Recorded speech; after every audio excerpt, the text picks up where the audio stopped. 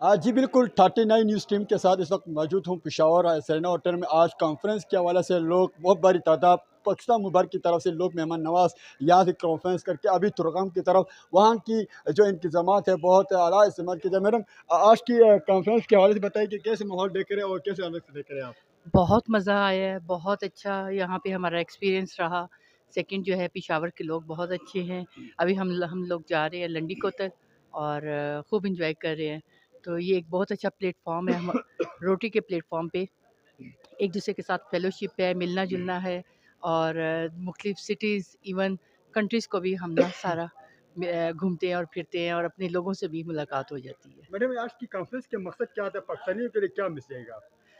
इसका मतलब ये है कि भी हम लोगों ने मिल के हम लोग जो रोटरी है खिदमत लोगों के लिए आवाम के लिए एक इंसानियत की किस तरह हमने मदद कर दी है ये उसमें होता है कि कैसे खिदमत करनी है किस तरह उनके मुश्किलात को दूर करना है और मिलजुल के हम लोगों ने ये सारा काम करना है।